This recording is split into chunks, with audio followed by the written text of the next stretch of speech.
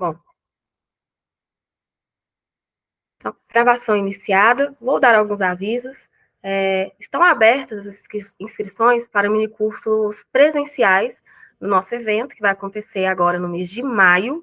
E também estão abertas as inscrições para ouvintes, para quem quiser ir ouvir, né, alguns dos nossos STs, participar dos nossos eventos, ganhar aquele kit bem bacana do EFIS. É só entrar no nosso site e vocês conseguem encontrar todas as informações lá, através do nosso Instagram também. Vocês conseguem acesso direto, né, no link que vai estar na nossa bio, e você consegue fazer as suas inscrições, beleza? Professora Alessandra, te passo a palavra. Tenham todos uma boa noite e um excelente curso. Obrigada, Tamires. Boa noite, pessoal. Espero que vocês tenham passado bem de ontem para hoje. Vamos começar esse segundo dia do nosso mini curso sobre os arquivos escolares, né? Eu queria agradecer mais uma vez o convite da comissão organizadora do EFIS para estar contribuindo, participando aqui desse momento com vocês. Eu não sei se são, né, se está todo mundo, se todo mundo estava ontem, tem gente que estava ontem que não está hoje. Eu queria, antes da gente passar para o que a gente tinha combinado, para a proposta que eu fiz para esse minicurso, para esse segundo dia, eu queria que a gente recapitular um pouco o que nós falamos ontem, bem rapidamente, para poder entrar hoje no nosso tema de hoje, tá bom? Eu sugiro que a gente mantenha aquele mesmo esquema que a gente fez ontem. Vocês não precisam esperar, vocês podem me interromper se quiserem, tá bom? Eu vou manter aqui o chat aberto, vocês podem fazer perguntas por aqui, que conforme eu vou vendo, vou respondendo. Se quiserem abrir o áudio também, fiquem absolutamente à vontade para participarem a hora que vocês quiserem, tá? Acho que nessa dinâmica mais produtiva, enfim. Lembrando, então, algumas coisas, deixa eu ver só se vai dar certo aqui, se toda vez... Aí, vou ficar aqui no meu PowerPoint, de vez em quando eu volto aqui para ver o chat e tal.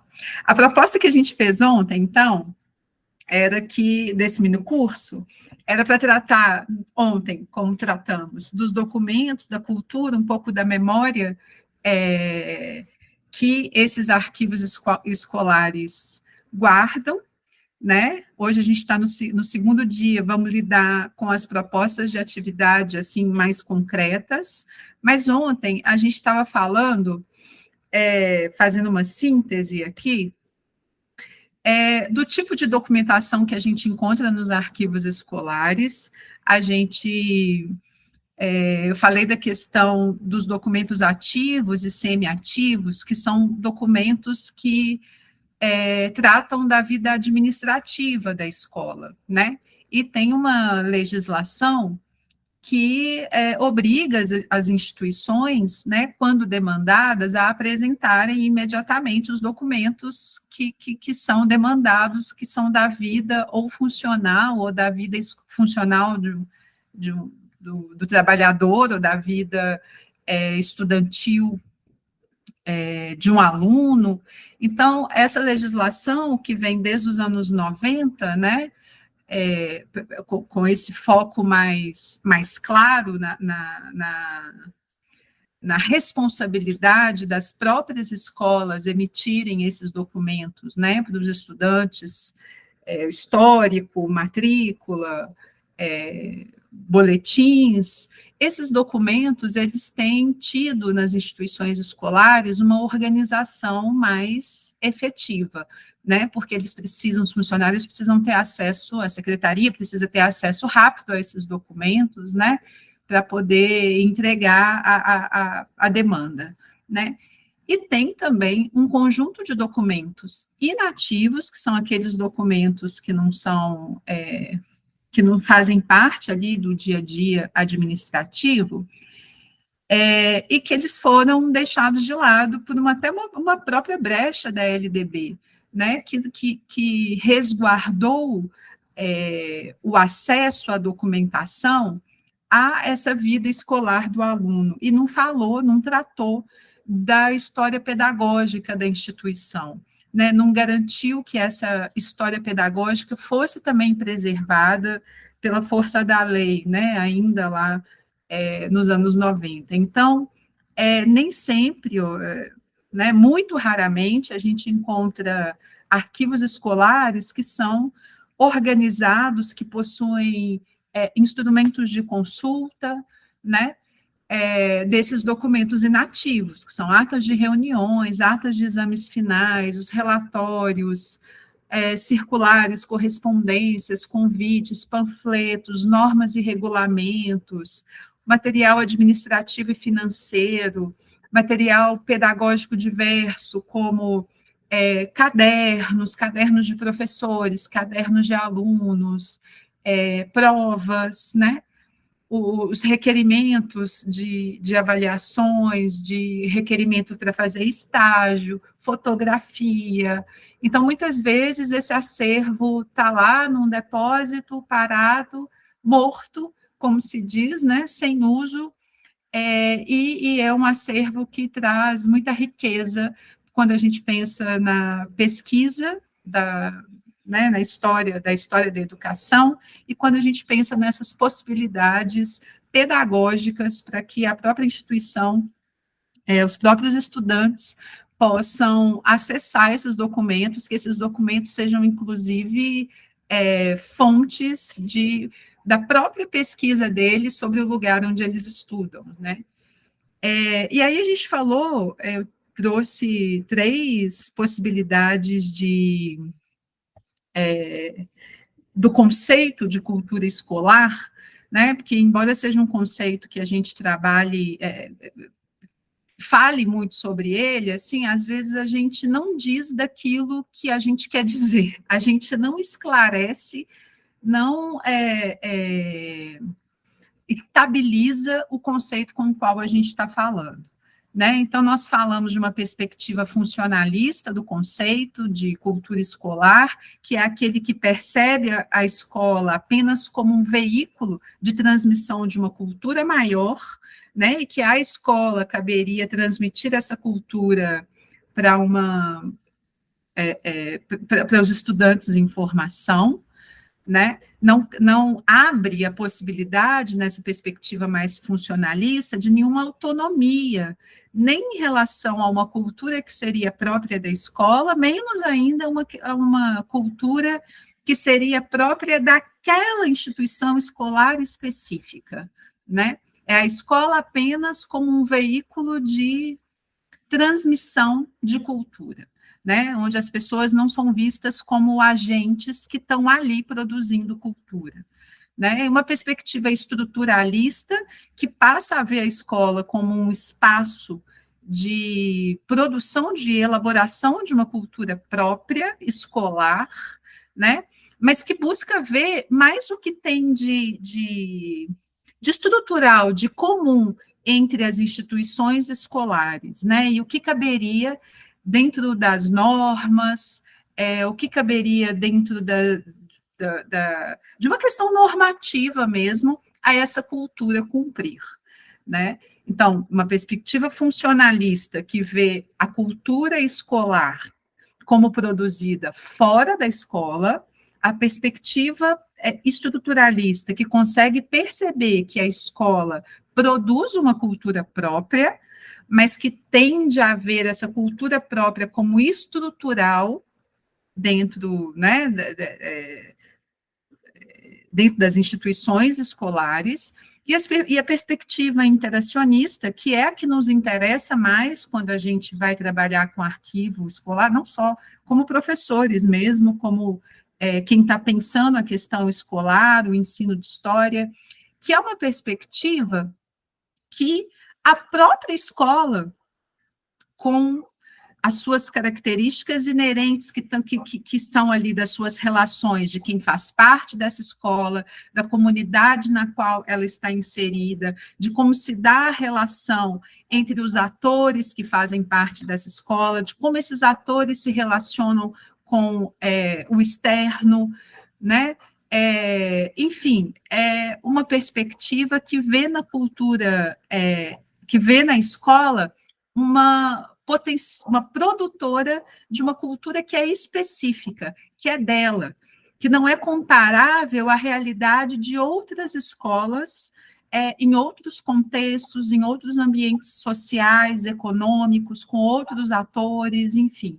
Então, é essa perspectiva interacionista que legitima o nosso trabalho, e, na verdade, o trabalho com arquivo escolar, porque a gente só vai saber, só vai conhecer verdadeiramente qual que é a relação que se estabelece no interior dessa instituição, se a gente for olhar, questionar os documentos que ela guarda, né, os saberes que estão ali inseridos, se a gente for ali conversar com as pessoas que fazem parte ou que fizeram dessa instituição específica, né, porque essa perspectiva, essa cultura escolar, que eu até comentei com vocês ontem, daquele pesquisador português que fala até que não chama nem de cultura escolar, mas chama de uma cultura de escola, e que é da escola ali específica.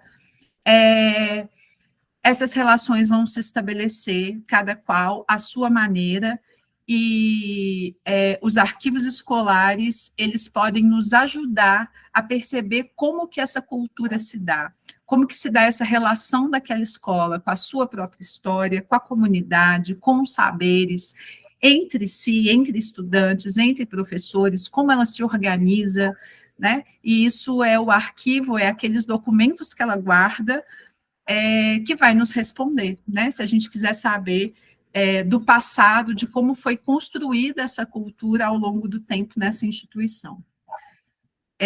Então, nós depois falamos rapidamente da memória que esses arquivos escolares guardam, a importância de se dar uma identidade própria para a instituição escolar, né? Quando a gente investe na pesquisa e coloca luz para essa história, para essa construção de identidade que é própria, para essa cultura escolar que foi sendo construída ali, naquele lugar específico, ao longo do tempo, a gente contribui para que quem faz parte dessa comunidade escolar consiga se identificar com o lugar, com a própria instituição. A gente colabora com a criação de uma memória educativa, né? A gente percebe por quais passos, por como foi construída a relação da história da escola com a comunidade, né?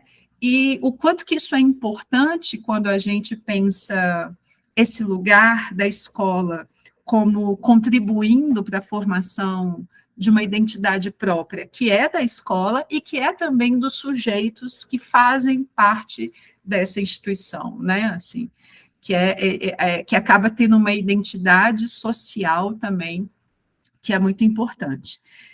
Para finalizar, nós chegamos a comentar isso, por que é tão importante pensar numa cultura escolar do ponto de vista interacionista, do ponto de vista de uma perspectiva interacionista, né? Porque a gente é preciso que a gente tenha elementos e que elementos razoáveis, racionais, que falem da nossa prática, né, que informem sobre a nossa prática, para desconstruir uma certa exigência, um certo senso comum do que a escola deve ser, de como os professores devem atuar, de como os alunos devem se portar. por estarem numa instituição escolar. Quando a gente pensa a partir de uma cultura escolar, numa perspectiva interacionista, a gente respeita mais as condições sociais, as condições culturais da instituição, né?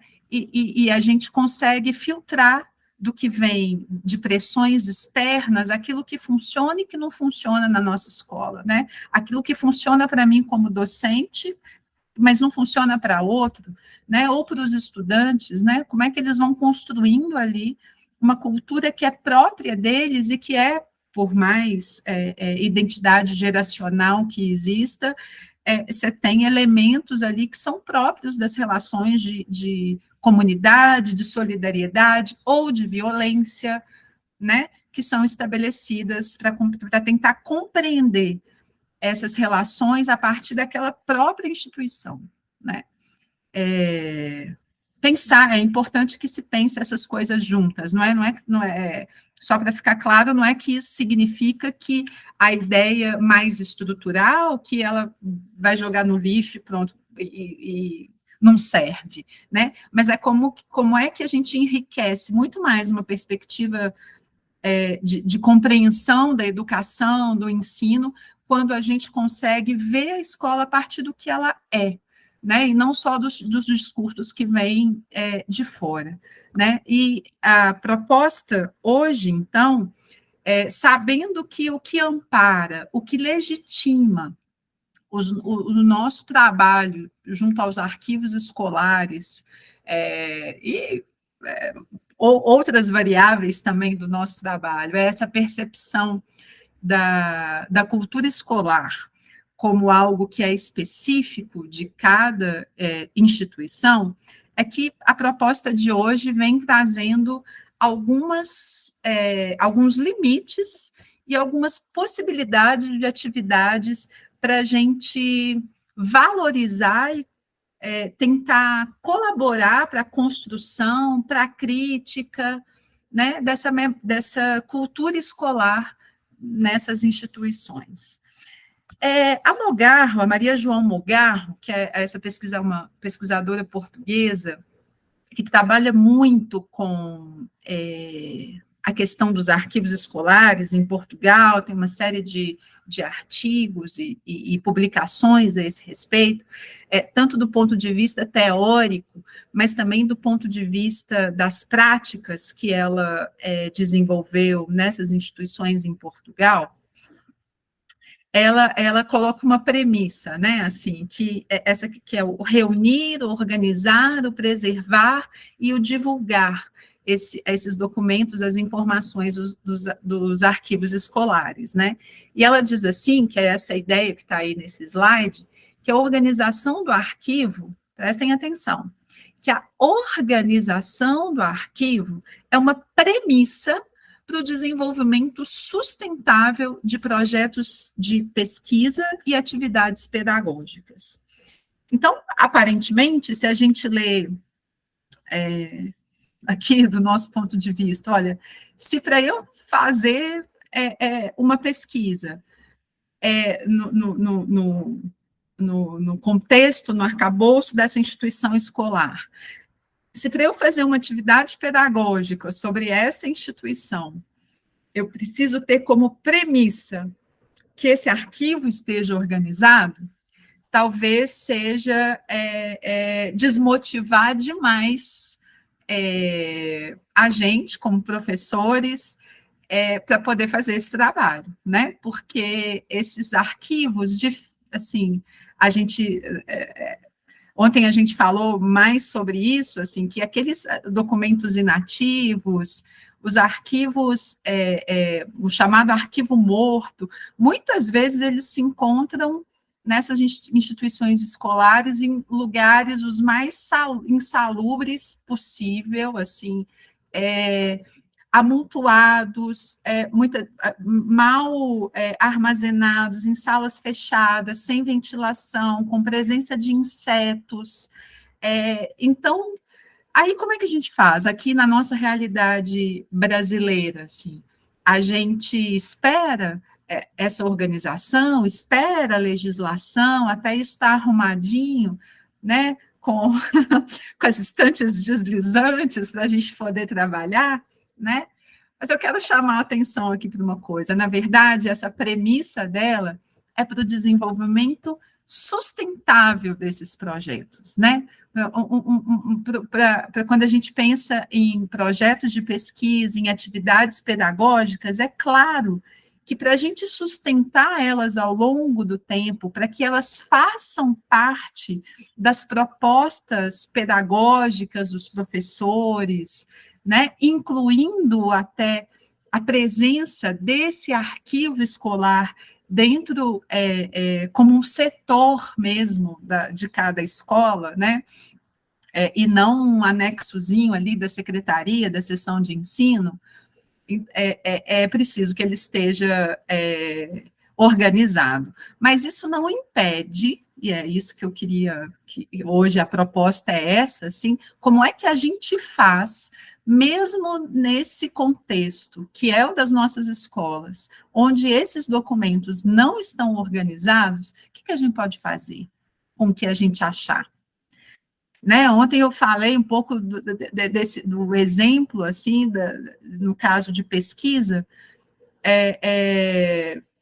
de estar diante de um arquivo sem instrumento de pesquisa, sem nenhuma organização, sem nenhum critério para a colocação das caixas em estante, numa sala que os documentos convivem junto com cadeiras, com móveis que não são mais utilizados, num lugar que não tinha piso, que era de terra batida dentro da própria faculdade, né? Então, aquela poeira que sobe ali, ainda assim, foi possível, de alguma forma, com algum empenho, e aí depende muito mais desse espírito Indiana Jones do pesquisador, né? Não dá para contar sempre com isso, é óbvio, né? Até é injusto que seja exigido uma coisa dessa, mas foi possível ali pensar, encontrar alguma coisa.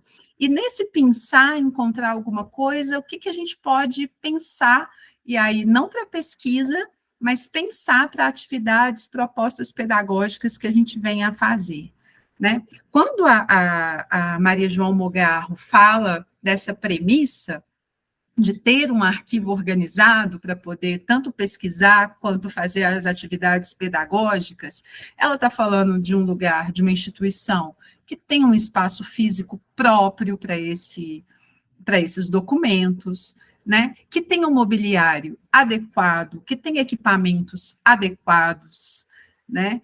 Que haja uma política de seleção, de coleta, de descarte desses documentos, né? A Vidal,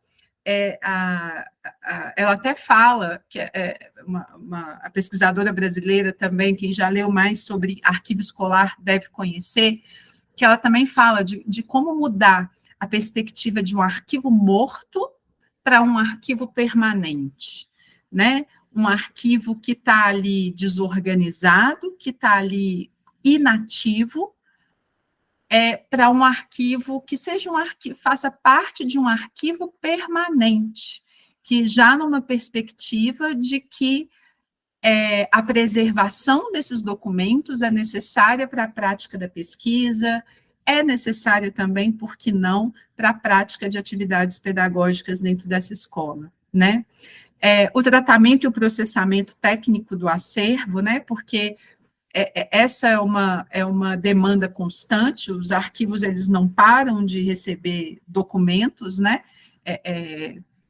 Então, você está ali lidando com uma demanda que é constante, então você precisa ter pessoal, recursos humanos para isso, né?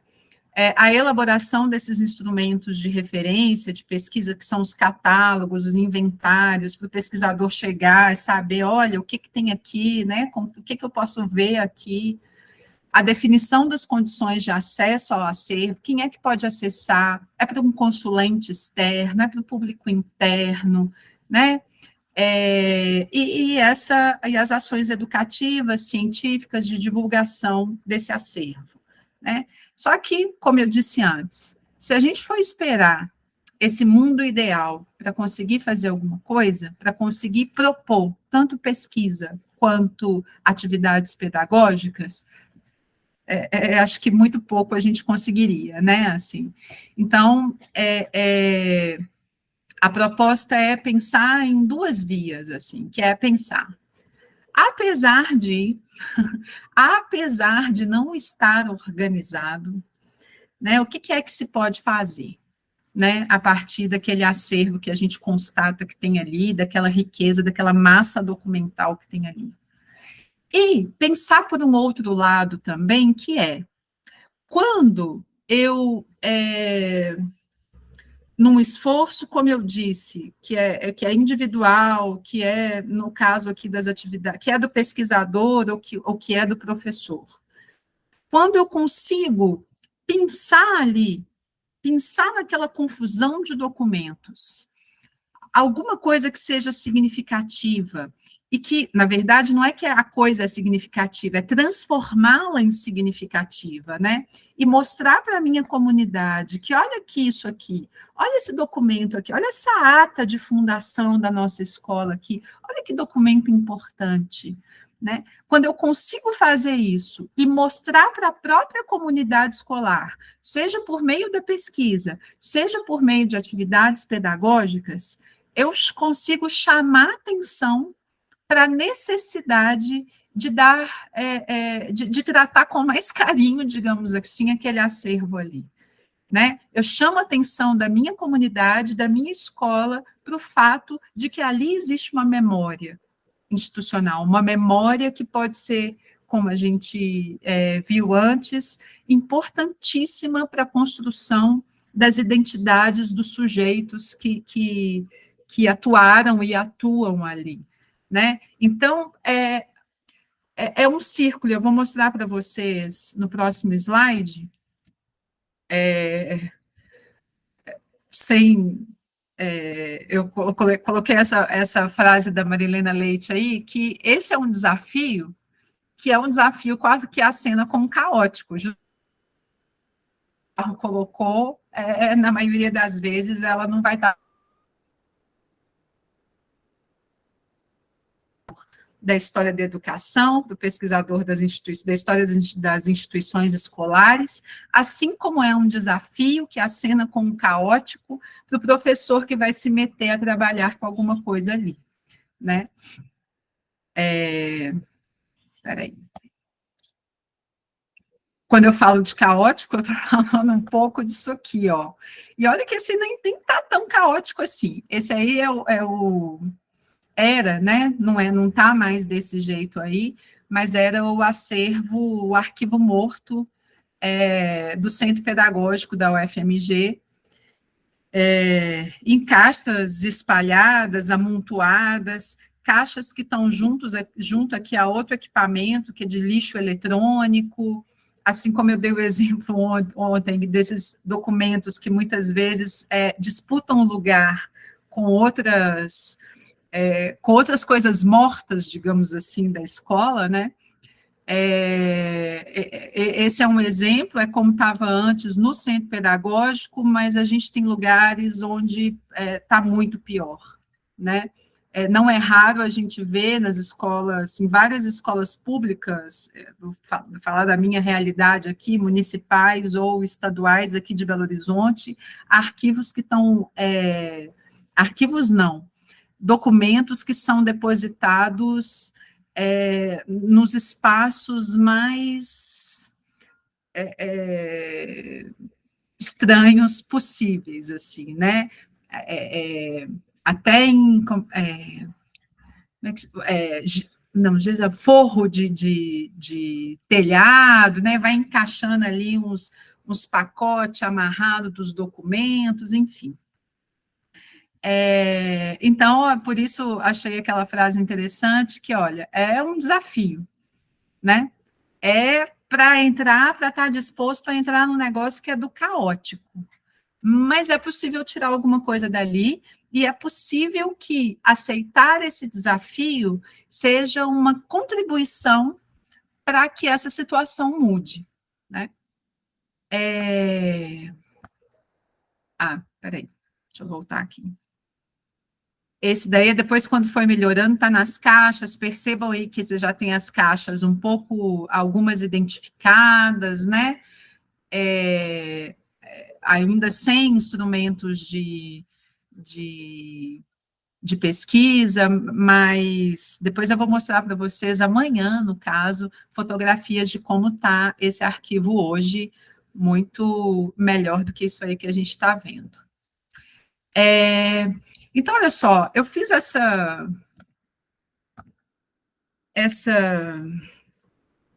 não sei como chamar essa coisa meio, esse desenho aí, que é para a gente tentar pensar, nos confortar de que piscar para o caótico, enfrentar esse caótico, pode dar resultado. E a ideia é assim, olha, essa cultura escolar, ela está presente e ela vai sendo construída mutuamente com os documentos que estão no arquivo escolar. Então, essa cultura escolar, ela é revelada por esses documentos que fazem parte do arquivo escolar, ao mesmo tempo que esses documentos também, eles podem alterar essa cultura escolar. De que forma? Quando a gente começa a fazer esses projetos pedagógicos que são orientados pelos professores e que têm como objetivo pensar essas ações educativas no arquivo escolar, né? Por mais caótico, por mais bagunçado que ele seja, né? E aí, como é que esse arranjo se dá, né? Então, na medida em que você vai utilizando documentos desse arquivo escolar, na medida em que você aceita esse desafio, você promove ações educativas que dão visibilidade para essa documentação, para essa memória que está materializada lá. E aí você, a partir dessas ações, você consegue promover a crítica institucional, a forma como aquilo está organizado, você consegue promover. Não estou dizendo que é fácil, né, gente? Estou dizendo que existe a possibilidade de você promover uma construção de novas práticas dentro da instituição escolar que vão, elas mesmas, alterando a própria cultura escolar daquela instituição. Então, percebam como é uma coisa que é de um enriquecimento mútuo, assim, né? De que alimenta, assim, a ideia de que trabalhar com documentos, fazer ações educativas, aí talvez não fosse o mais correto dizer ações educativas no arquivo escolar, mas ações educativas a partir de documentos que estão nesse arquivo escolar, né? Para chamar atenção para essa situação, para mostrar o quanto aquilo é importante, né? E que nesse movimento, nessa utilização desses documentos dentro de uma dinâmica pedagógica, que isso altera, inclusive, pode vir a alterar, inclusive, a própria cultura escolar daquela instituição, e alterar positivamente, né? Visto que essa cultura escolar ali, específica, ela vai estar mais informada sobre a sua própria realidade.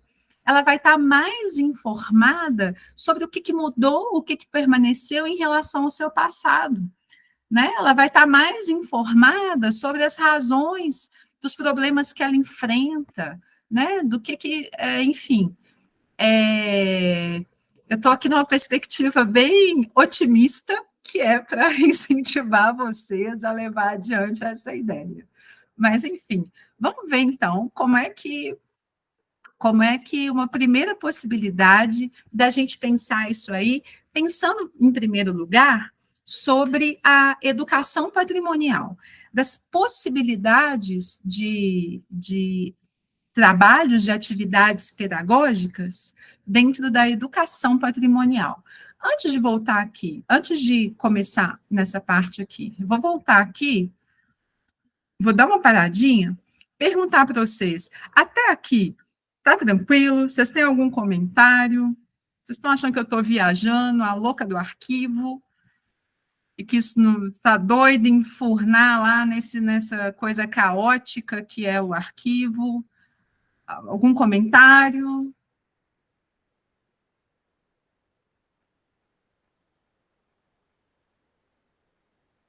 Não? Fiquem à vontade, tá bom? Para quando quiser. A Ana Vitória está falando que é essas situações dos arquivos mortos, né? Fiquem à vontade aí para comentar ou interromper quando vocês quiserem, tá bom? Sabe que professor é meio carente, gosta aqui da interação. Mas olha só, então vamos pensar aqui a questão da educação patrimonial, né? Esse documento que eu estou mostrando para vocês aqui, esse texto que eu estou mostrando para vocês aqui, que é, afinal, a educação patrimonial, ele foi tirado de um documento oficial lá do Museu Imperial, feito pelo IFAM, pelo MINC, enfim, que é um guia básico da educação patrimonial, sabe? Esse documento aí, dessas autoras, vocês encontram facilmente aí, em PDF, enfim. E por que eu estou trazendo né, essa síntese, assim? Porque eu achei essa perspectiva nesse guia básico, assim, um facilitador, com até, a gente vai ver daqui a pouco, com metodologias que podem ser, elas são amplas o suficiente, gerais o suficiente, para que a gente consiga encaixar a nossa realidade nela, e depois eu vou dar um exemplo concreto disso, assim, no CP mesmo. Então, olha, quando fala de educação patrimonial, né, a gente está falando de um processo que é permanente, que é sistemático, de um trabalho educacional centrado no patrimônio cultural como fonte primária de conhecimento e enriquecimento individual e coletivo. A partir da experiência e do contato direto com as evidências e manifestações da cultura, em todos os seus múltiplos aspectos, sentidos e significados, o trabalho da educação patrimonial busca levar as crianças e adultos a um processo ativo de conhecimento, apropriação e valorização de sua herança cultural, capacitando-os para um melhor usufruto destes bens e propiciando a geração e a produção de novos conhecimentos num processo contínuo de criação cultural. O conhecimento crítico e a apropriação consciente pelas comunidades do seu patrimônio são fatores indispensáveis no processo de preservação sustentável desses bens, assim como no fortalecimento dos sentimentos de identidade e cidadania. Então, quando a gente fala dessa proposta de educação patrimonial relacionada aos arquivos escolares, é porque é preciso fazer o entendimento de que aquela massa documental, de que aquele arquivo faz parte do nosso patrimônio cultural, né? A compreensão desse acervo, dessa massa documental como patrimônio daquela escola, daquela instituição, da rede a qual ela faz parte, patrimônio cultural, de identidade das pessoas que passaram e passam por ali, né? E aí, esse mesmo guia, ele traz essa proposta aqui, ó, que é de como investigar um objeto cultural. É uma proposta genérica, vocês estão percebendo, né? É uma proposta bem genérica, que pode ser usado em várias situações, com vários objetos, enfim. Então, investigando sobre um objeto cultural, fazer perguntas sobre aspectos físicos e materiais desse objeto, o desenho, a forma desse objeto, a função e o uso dele, o processo de construção e o valor e o significado dele. Como é que se descobre isso, né? Observando, né? Primeiro, fazendo as perguntas, elaborando as perguntas, questionando, observando, fazendo a pesquisa, estudo, as discussões sobre o que cada um observou e as conclusões a esse respeito. E daí a gente teria o que seria o conhecimento desse objeto. Isso está lá no Guia do Patrimônio Cultural. E aí a gente comecei a pensar em como é que a gente poderia fazer, e seria interessante fazer, dentro da nossa escola, considerando o próprio arquivo escolar como esse objeto de investigação aí, né? Então, primeira coisa, os aspectos físicos e materiais em relação desse objeto, né? Se a ideia é fazer perguntas a respeito dessas características aqui, né? O que a gente poderia perguntar e ajudar os nossos estudantes também a fazerem questões sobre isso?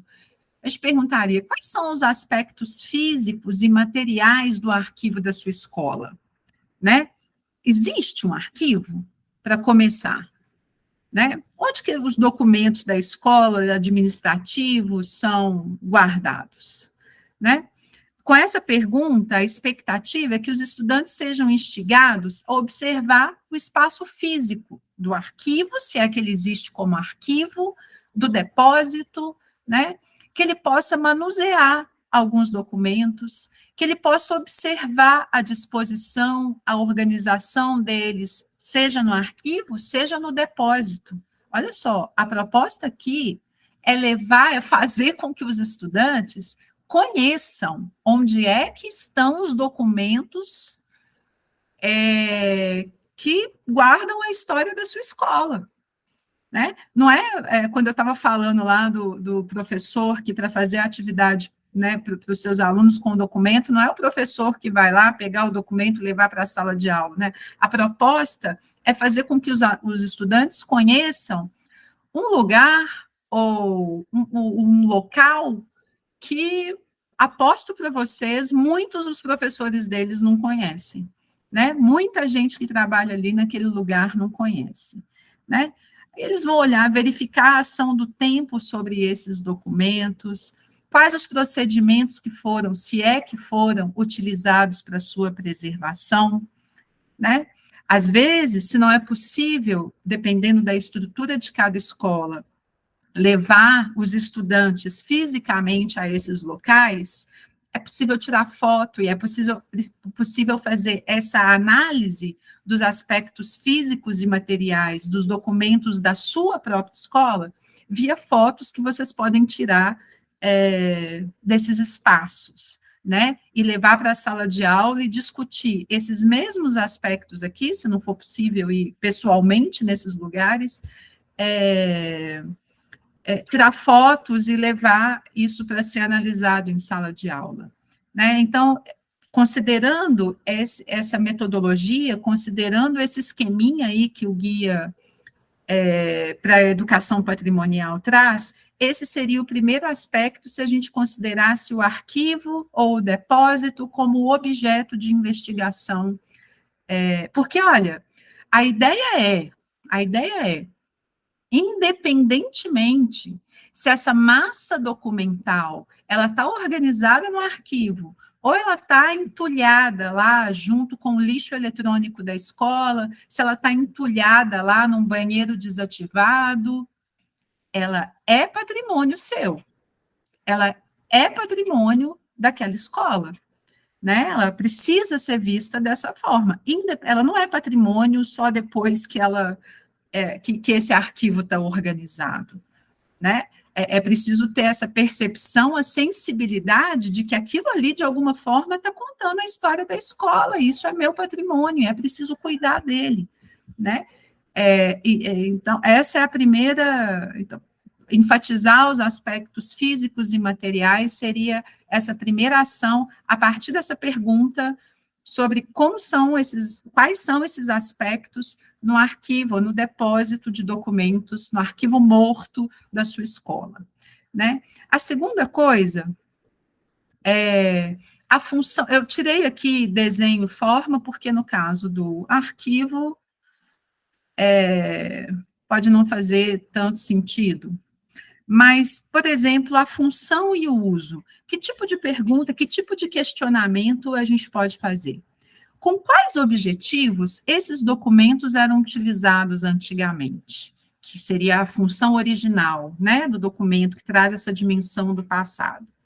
Quais são as possibilidades de uso desses documentos ou desses objetos que foram encontrados ali, hoje em dia, trazendo essa dimensão do presente? Com essas perguntas, com esses questionamentos que a gente vai compartilhar com os nossos estudantes, eles vão poder entender que esses documentos eles tiveram uma pluralidade de usos, né? E que eles vão conseguir observar, né? Aqui já está pressupondo que você possa dar uma amostra, se não física, também em fotografia, ou em imagens, ou no papel mesmo, assim, fotocopiado,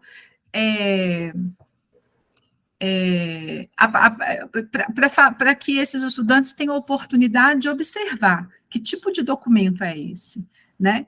Porque, e a ideia é essa, então, quando eles vão se atentar para esses documentos, ver para que eles serviam antes e se atentar para que eles servem no presente, eles podem perceber essa documentação que eles estão analisando para além do uso para o qual ele foi elaborado, né? E avançar para o entendimento das possibilidades de pesquisa ou de atividades, mas principalmente naquele primeiro momento de pesquisa, que cabe, né, que o arquivo escolar possibilita, né? Então, se eles têm acesso, por exemplo,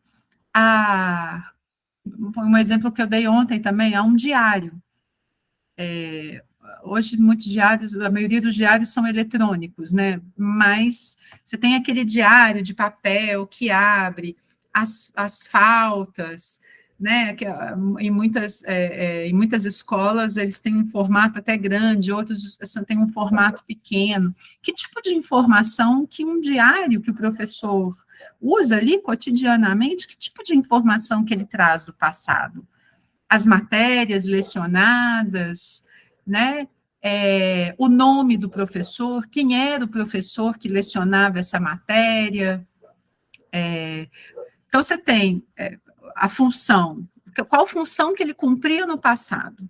Verificar a frequência dos estudantes, dar lá um relato da matéria lecionada para garantir continuidade caso esse professor não mantenha a turma, para um outro professor que chegar saiba já o que foi dado, preste ali um esclarecimento, preste ali uma satisfação sobre aquelas aulas que foram dadas. Era esse a função lá do diário original. E trazendo para o presente, que função que ele tem hoje? Ora, como um papel ali que não cumpre aquela função original, ele cumpre outra. Ele cumpre outra, que é de trazer essas informações, né? Quais informações? Que tipo de informação? Então, essa questão da função e do uso desses objetos considerados patrimônios,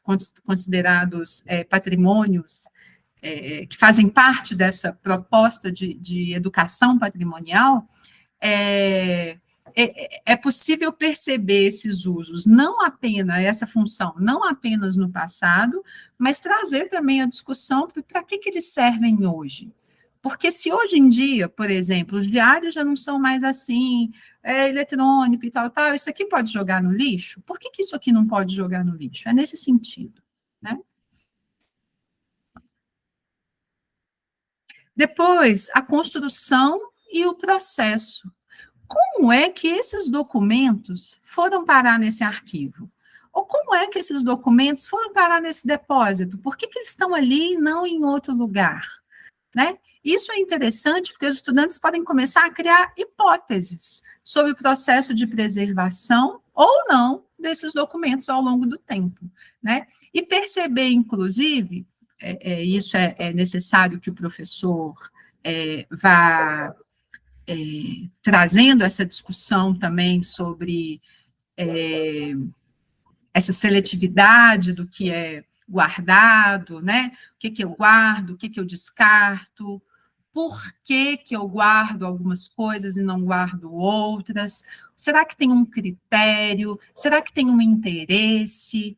Né? Mas, de uma forma ou de outra, dentro dessa discussão, é possível que os próprios estudantes criem hipóteses sobre como que acontece esse processo, né? Como que a seleção daqueles documentos que estão ali guardados, como que ela foi realizada, né? Porque eles vão saber que, obviamente, nem tudo tá ali guardado, né? Por que uns foram guardados e outros não? É nesse sentido, né? Para trazer a ideia de como que esse objeto, como que foi o processo de construção. Vocês estão percebendo aqui que isso aqui, essa proposta aqui, embora a gente vá adaptando enquanto atividade pedagógica, obviamente, a gente vai podendo adaptar a nossa realidade aos nossos alunos, né? Idade, ano escolar, enfim, não importa, mas são questões, assim, que estão sendo propostas pelo professor, que são questões muito complexas, assim, que não são de fácil resposta, não, que precisa ser construído uma resposta para essas questões, né? Que precisa de análise, não é qualquer coisa. Isso não significa também que esses estudantes vão ser transformados ali em mini historiadores e que não, mas é um processo de questionar a construção, a informação, que agora é para esses documentos e para esse arquivo, mas é uma habilidade de crítica que ele vai desenvolvendo também para questionar e se perguntar sobre a origem, as funções de uma série de coisas no seu cotidiano, né? Assim, então, não se restringe a esse questionamento, né? A um questionamento que é específico para o arquivo escolar, mas é um tipo de questão e de busca por respostas também que não estão prontas, né? Que é preciso refletir, pensar sobre elas, criar hipóteses plausíveis, né? Hipóteses ali que possam ser discutidas, né? E por fim, o valor e o significado desses documentos, desses arquivos, né? O que esses documentos podem dizer, pensando no valor e no significado disso que foi encontrado? O que esses documentos podem dizer sobre a história da escola, de seus trabalhadores e de seus estudantes? Né? Qual que é a importância de recuperar, preservar e arquivar esses documentos? Né? A ideia de se questionar, de fazer perguntas desse tipo, é que os estudantes sejam levados a refletir sobre a importância desse arquivo, desse depósito, dessa massa documental que é patrimônio deles, para o resgate da própria história e da memória da escola. Né? E aí a ideia é que, ao perceber que o arquivo, olha só, o arquivo, especialmente se for na parte que está mais organizada, que é da vida escolar dele, esse arquivo, ele guarda informações sobre a vida escolar de quem estudou ali, né? De cada pessoa que trabalhou naquele lugar, né? E aí esse estudante pode, inclusive, esse processo pode, inclusive, favorecer a identificação e a apropriação desse patrimônio pelo próprio aluno, né? Contribuindo para que ele sinta parte da construção da história. Olha aqui, o estudante que estudou aqui há 20 anos, os documentos dele, como que ele faltou, a nota dele, está tudo aqui. Nesses prontuários de estudantes, a gente faz as pastas e guarda também quando tem, como é que chama isso, gente? Quando o aluno sofre alguma coisa disciplinar, por exemplo, Ocorrência. Né? Ocorrências que podem ser colocadas ali, né? Isso não é do ponto de vista da lei, assim, não precisa estar junto, mas muitas escolas já fazem o prontuário completo. Vou dar mais uma vez o exemplo, que é a questão do prontuário do aluno do centro pedagógico, né? Porque os vários setores reúnem a documentação. Então, se tem uma ocorrência, por exemplo, se tem um atendimento com um psicólogo, por exemplo, e aí depende, na verdade, porque aí algumas informações são sigilosas, não estão ali. Mas qualquer coisa da vida desse estudante ali, de uma transferência, enfim, qualquer coisa do que ele precisa está ali. E esse reconhecimento de que, olha, se os documentos de quem estudou nessa escola há 20 anos atrás estão aqui, isso significa que daqui 30 anos eu vou ter meu pé nessa história aqui também, meus documentos, a minha história vai estar registrada aqui também, né? Pode parecer bobo, simples, mas não é. Porque isso pode ser um reconhecimento meio banal para a gente que é professor de história, para a gente que valoriza, mas para começar a construir esse entendimento, dessa base mesmo que a gente vai iniciar, né?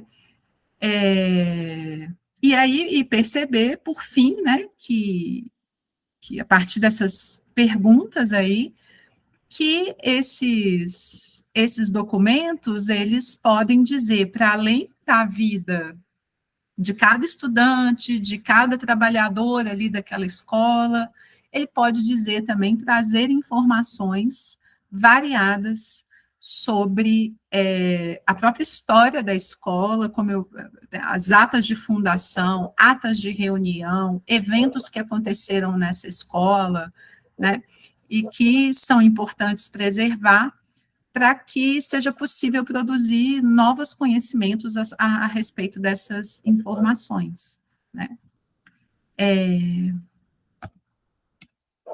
Aí, olha só, falei que hoje eu não ia trazer nada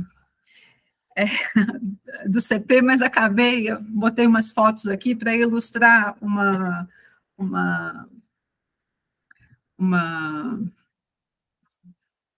atividade que foi feita na escola por professores de várias áreas, porque quando a escola, o Centro Pedagógico, em 2019, comemorou 65 anos, foi feita uma exposição na Biblioteca Universitária sobre a história dessa escola, sabe? E aí, aqui eu só trouxe uma parte do acervo que foi colocado lá, mas tinha parte de vídeo, tinha a parte do mobiliário, bem ali atrás, não sei, acho que não vai dar para ver, mas enfim.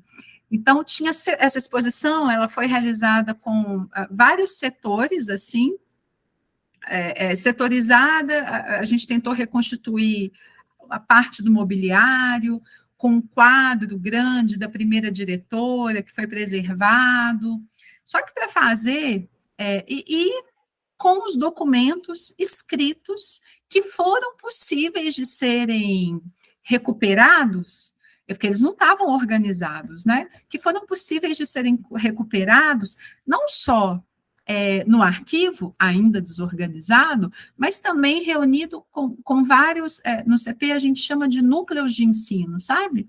E aí cada núcleo de ensino tem a sua sala, onde os núcleos são as áreas, né? Então tem o núcleo de história, o núcleo de matemática, o núcleo de ciências, e foi uma oportunidade de reunir uma documentação que estava dispersa por esses núcleos também. E aí, vários professores foram fazendo esse trabalho, não só professores de história, né, mas foram fazendo esse trabalho com seus estudantes.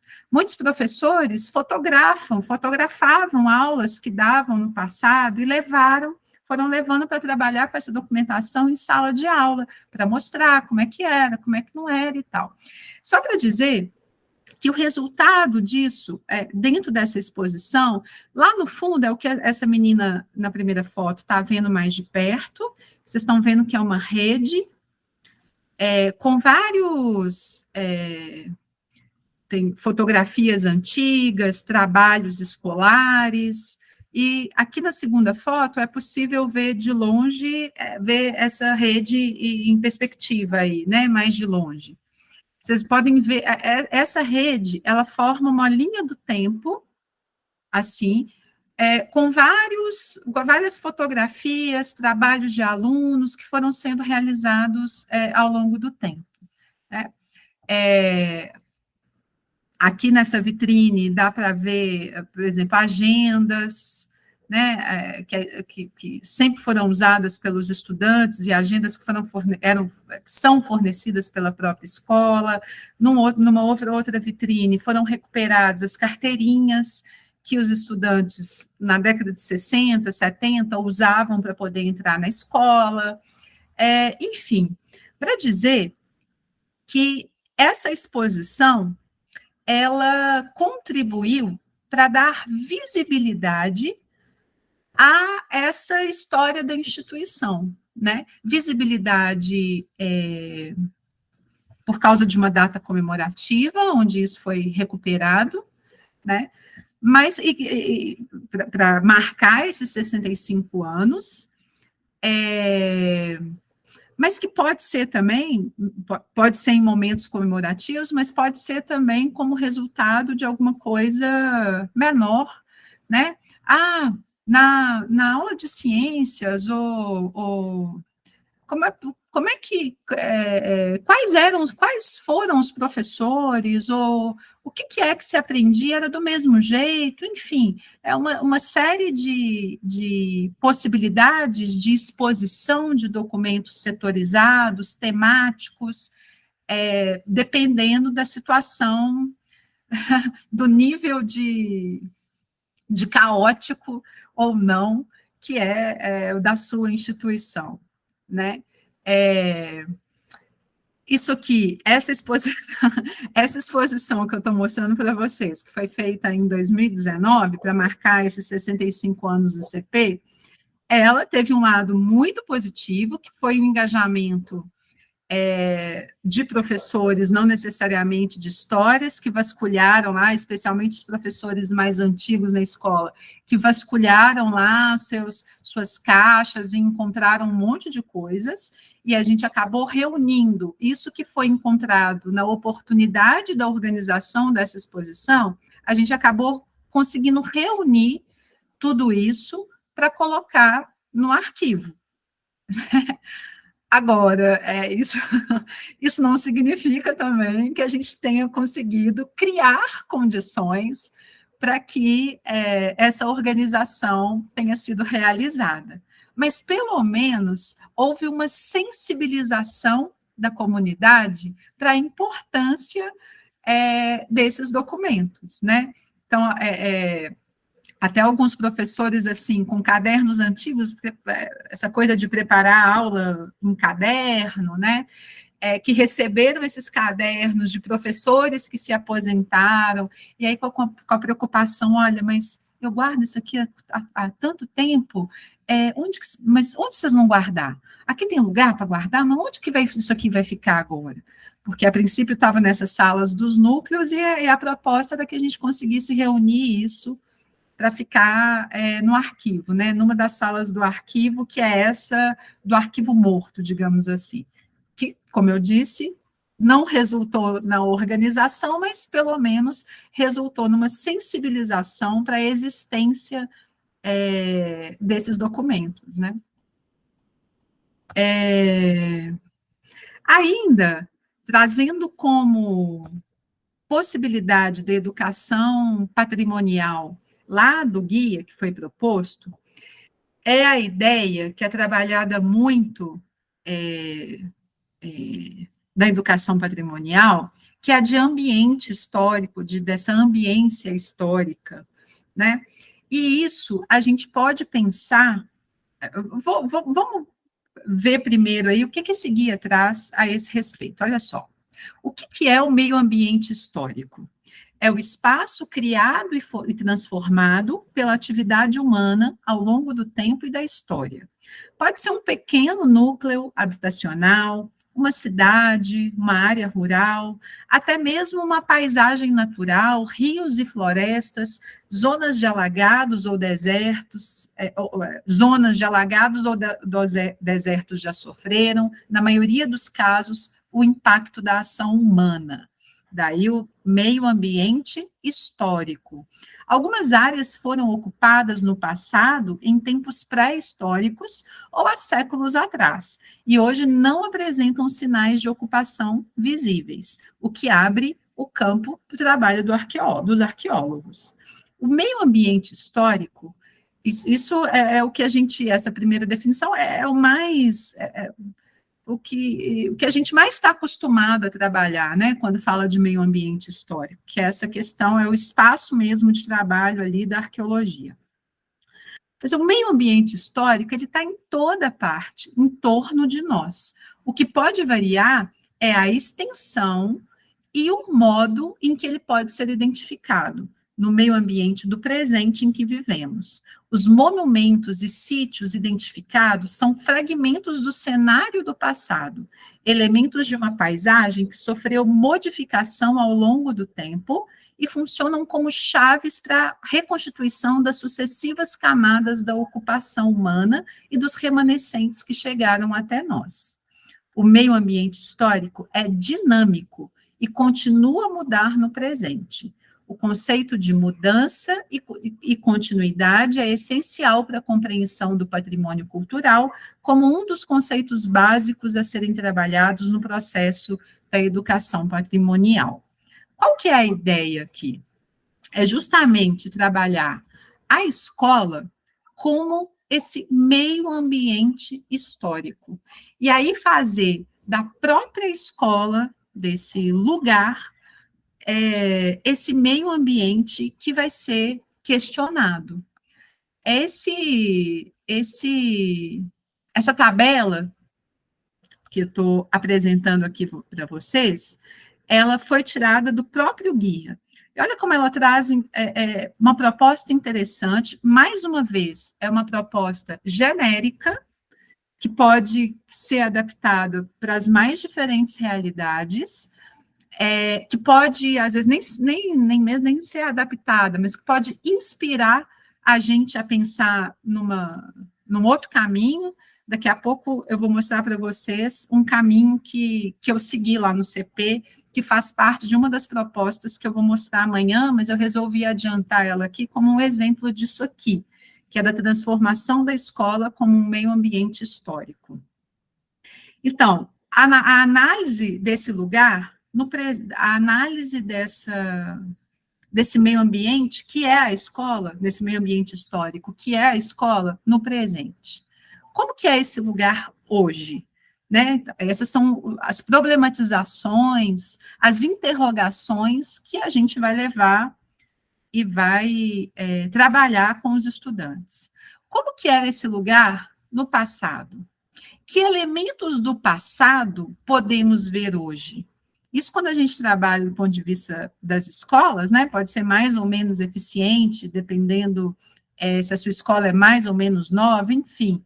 Mas é um exercício interessante esse de pensar presente, passado e a influência do passado no presente.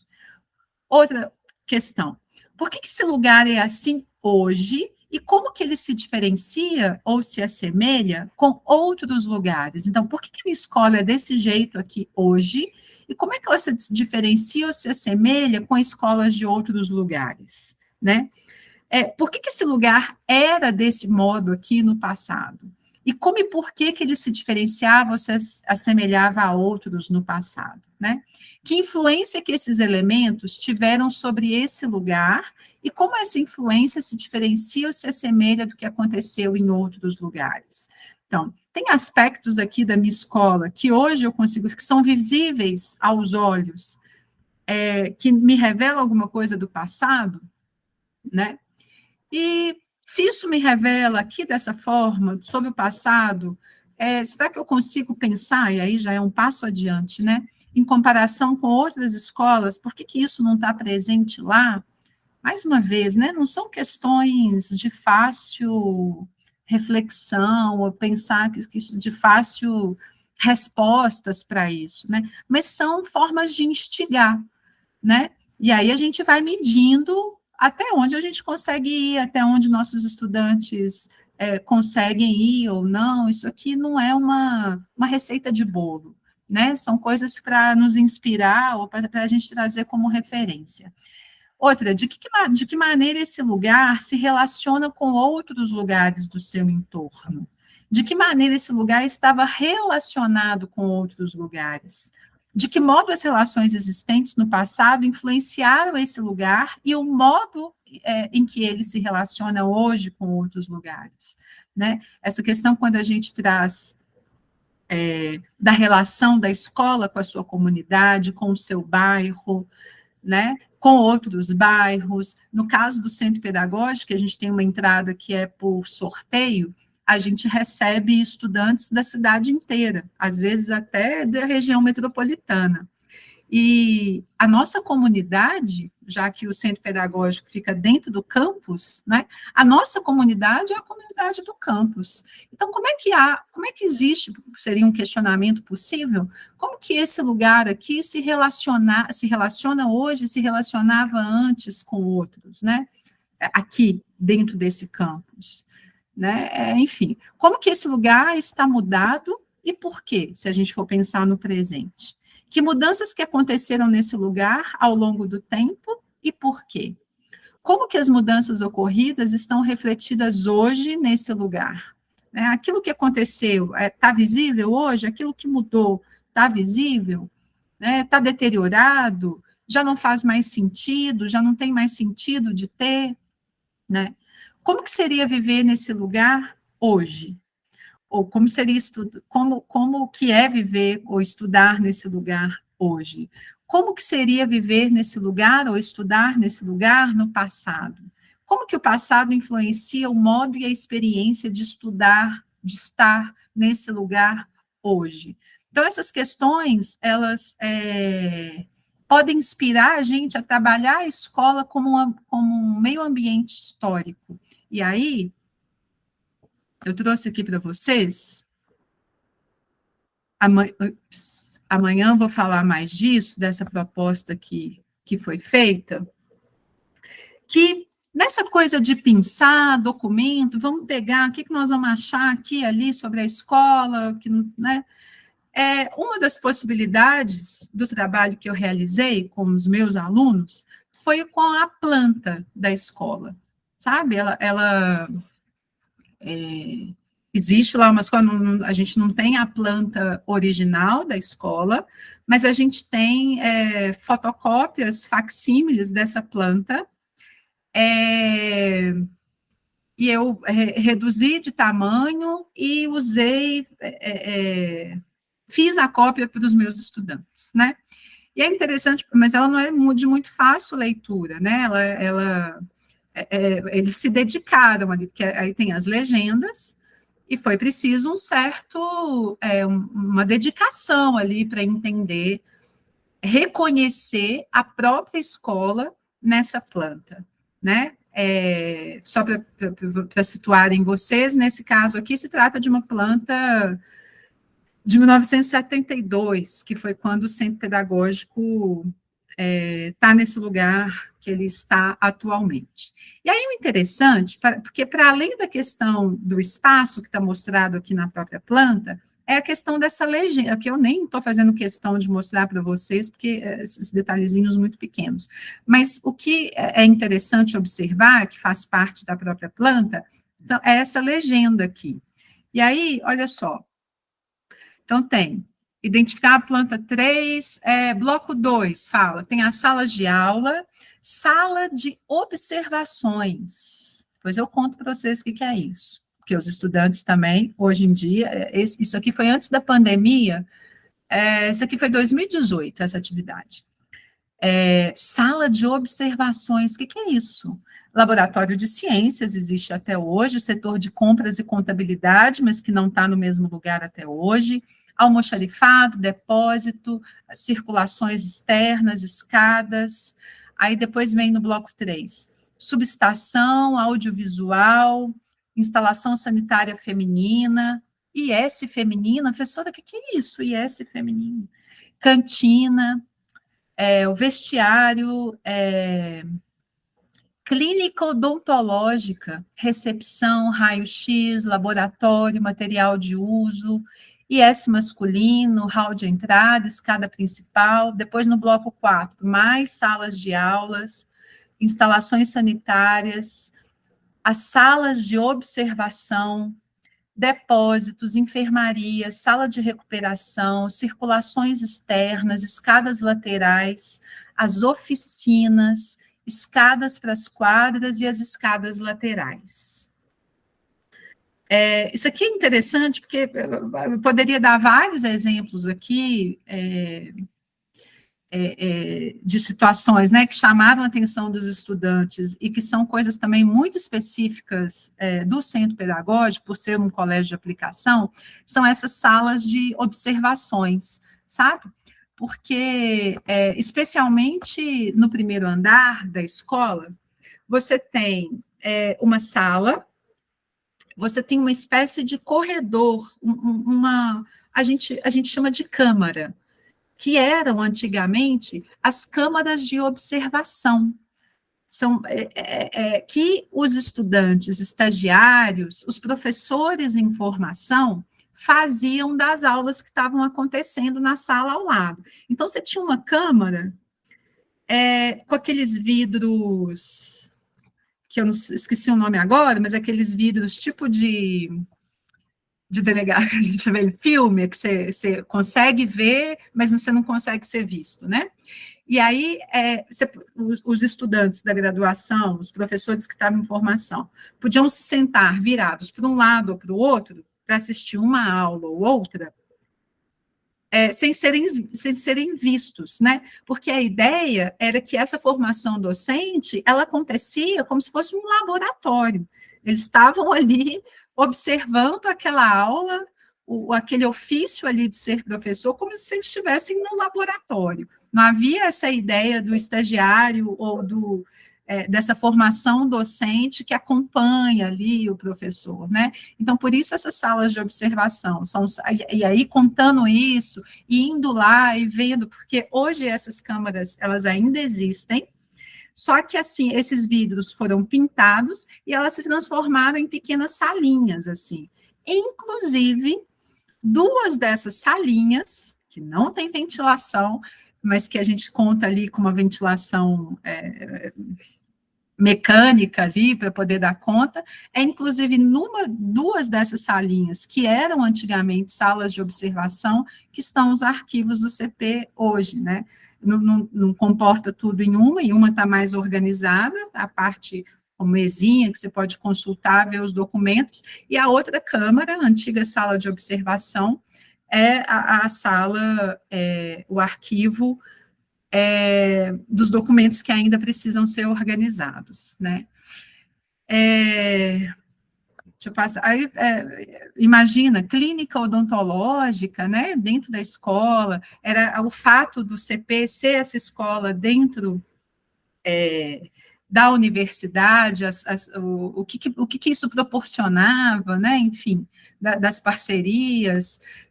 E aí eu vou mudar aqui, vou andar um pouco mais rápido, porque hoje aqui, por exemplo, nessa outra parte, que mostra um outro andar, na verdade, né? A sala de espera, a sala da diretoria, onde ficava a diretoria, uma instalação sanitária específica para o diretor do centro pedagógico, a coordenadoria geral dos cursos, uma instalação sanitária para o coordenador geral dos cursos, com essa coordenação geral dos cursos, sessão de sala de mimeógrafo. O que meógrafo, né? Pequenos gabinetes, grande gabinete, os recursos audiovisuais, enfim.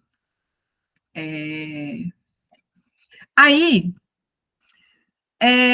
fazendo, tendo reconhecido dentro dessa planta mais complexa, né? Eu tentei, para poder facilitar a, a, porque qual que foi a minha proposta? Eles percorrerem os espaços do CP mostrados aí para avaliar se esses espaços que estavam identificados aí nessa planta, se eles se estavam ou não, se eles continuavam ou não com a mesma função. Só que, como eu percebi, e é difícil mesmo, assim, a dificuldade de leitura dessas plantas, né? Então, eu fiz num esquema muito mais basicão, que eu vou mostrar para vocês, por andar, né? Nossa escola ela tem 3 andares, e eu fiz por andar para que eles fossem andando pela escada. Então, cada um desses retângulos aí são umas salas, sabe? Então, eles tinham que identificar nesses retângulos, no primeiro andar, que salas são essas. Depois, no segundo andar, eu identifiquei o banheiro para poder facilitar a localização deles. Essas salas hoje que estão aí em branco, eles tinham que ir anotando o que que é. No terceiro andar, o que que são essas salas aí de uma parte do terceiro andar? Depois aqui, nessa outra parte do terceiro andar, o que que são cada um desses quadrados e retângulos aí, como que funciona isso hoje, né? E aí são só umas fotinhas, porque foram essa turminha aí que fez esse trabalho, e eles foram andando para a escola com dificuldade, não foi uma tarefa muito fácil, mas ao final conseguiram, né? E aí me traziam depois, eles andavam, depois voltavam para a sala, e me traziam questionamentos, foi interessante, por exemplo, dessa segunda foto aqui, professora, será que aquela árvore, eles têm até um nome, a árvore, que, na verdade, a cada geração que vai passando vai dando um nome diferente para a árvore. Será que aquela árvore existia desde a fundação? Será que, de que época que ela é? Como é que a gente faz para saber quantos anos que essa árvore tem, por exemplo? Isso foi alguma das questões que eles trouxeram.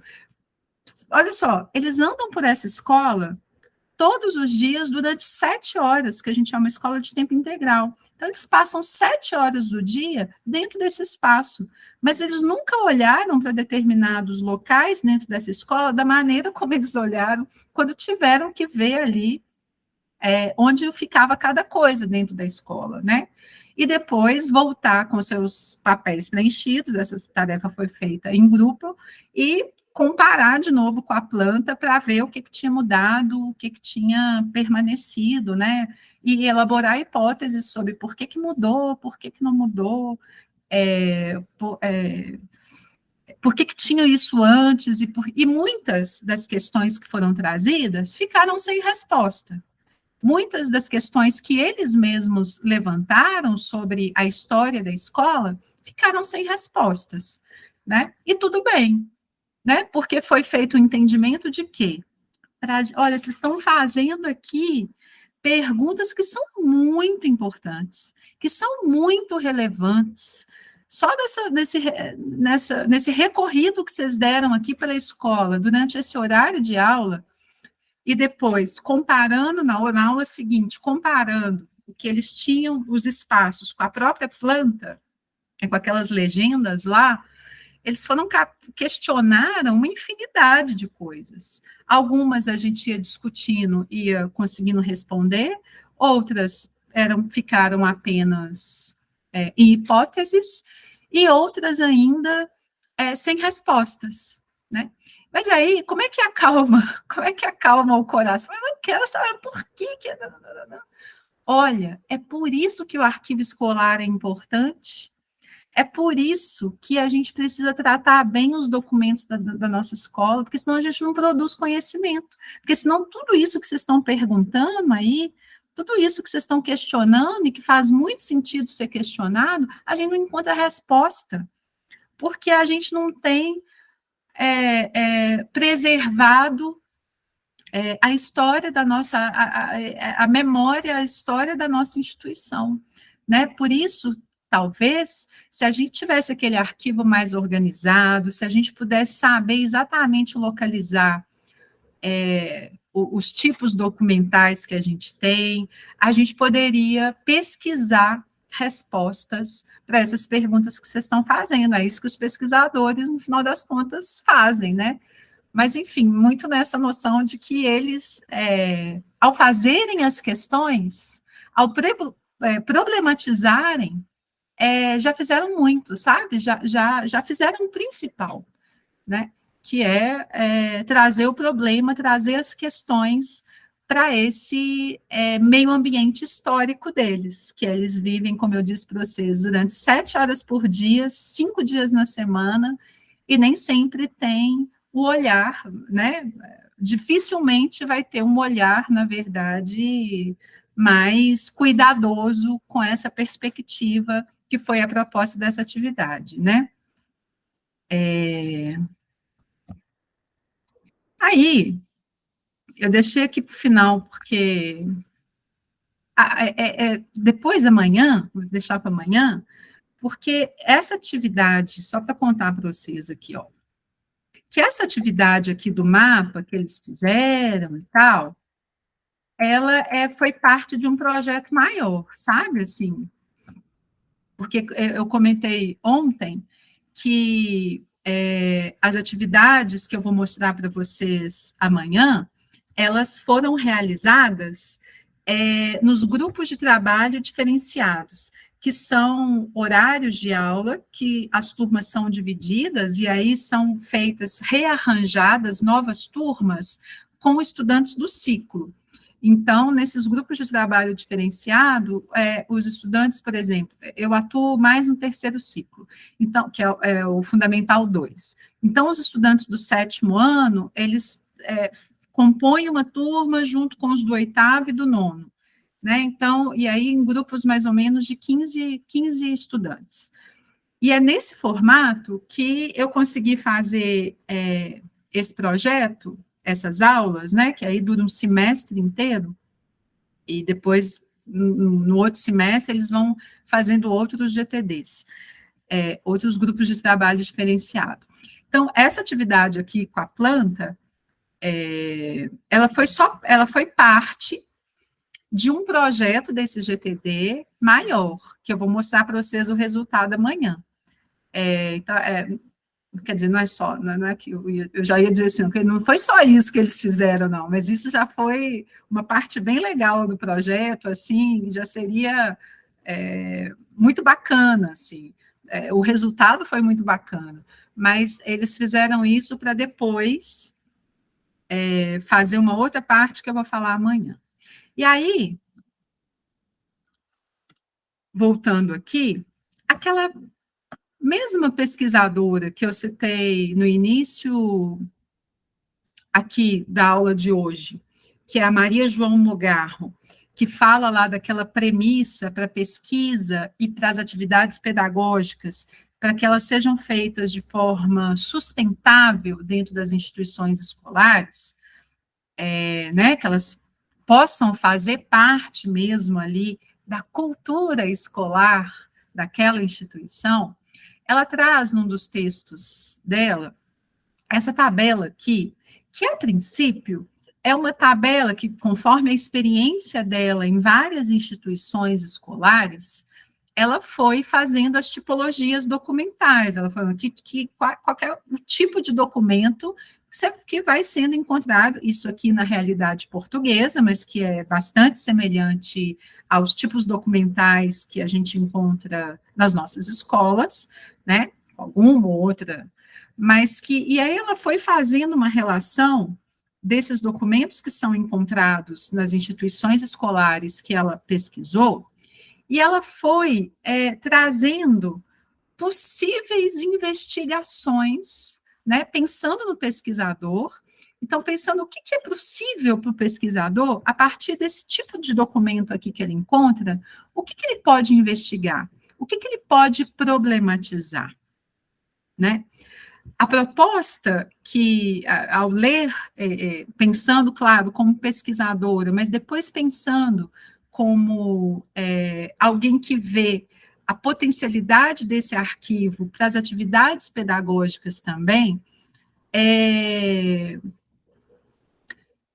eu resolvi tomar e trazer como uma forma de reflexão, não do que esses tipos documentais, esses documentos trazem para a pesquisa, que ela coloca aqui, mas o que eles podem trazer de problematização para a gente fazer com os nossos alunos, tanto do ponto de vista de projetos que podem ser transversais, né, ou interdisciplinares, mas também questões que são específicas do campo do ensino de história.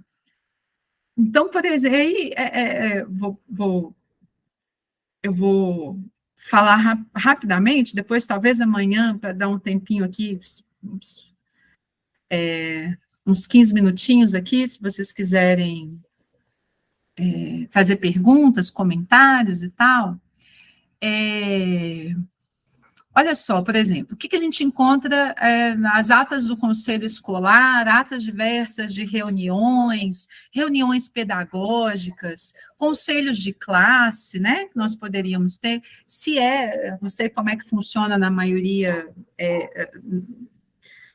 como é que isso é feito objetivamente na prática da maioria das escolas, né, mas normalmente a gente faz a ata, né, especialmente quando é o conselho de classe, ou a ata das reuniões pedagógicas, e isso é arquivado, e o que de questões, e aí, mais uma vez, pensando não só para pesquisa em história da educação, mas pensando também em possibilidade de atividade pedagógica com esses documentos aí, né?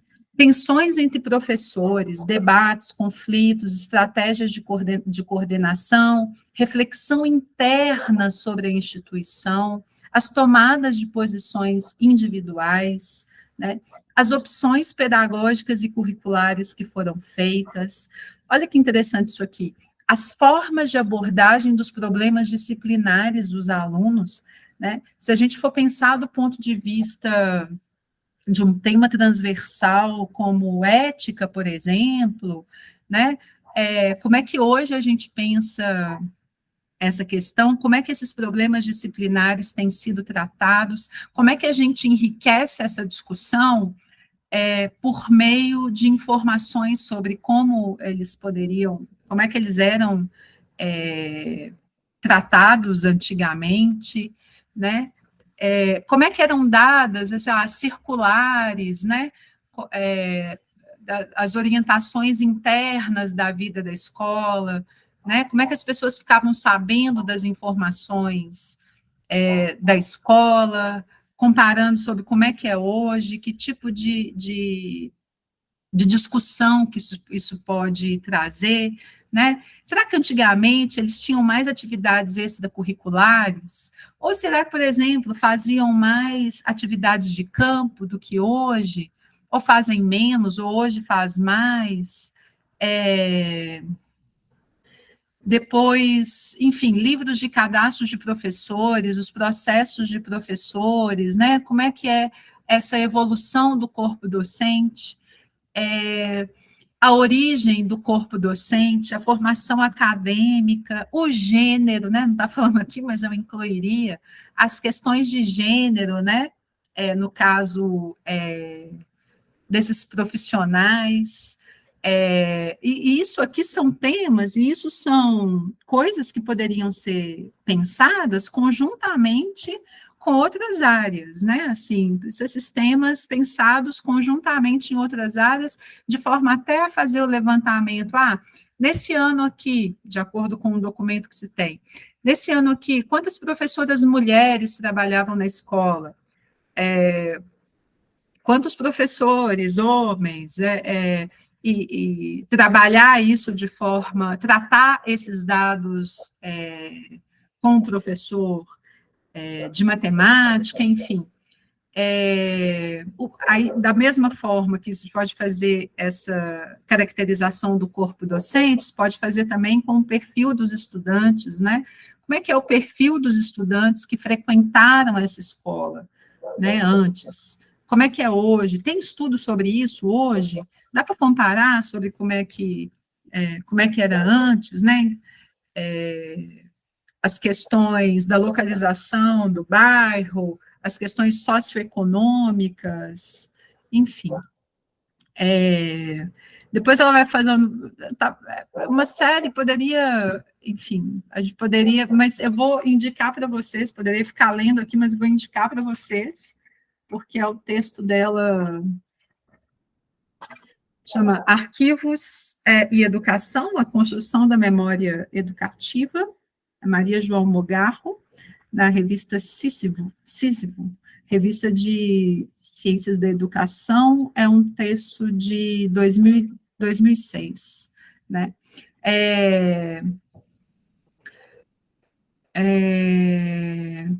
Uma outra coisa aqui, que aí pode estabelecer também uma relação com aquela escola e as normas externas, né? Então, dependendo do documento que você tiver em mãos, dependendo do tipo de documento, algum regramento, algumas normas que são estabelecidas, pensar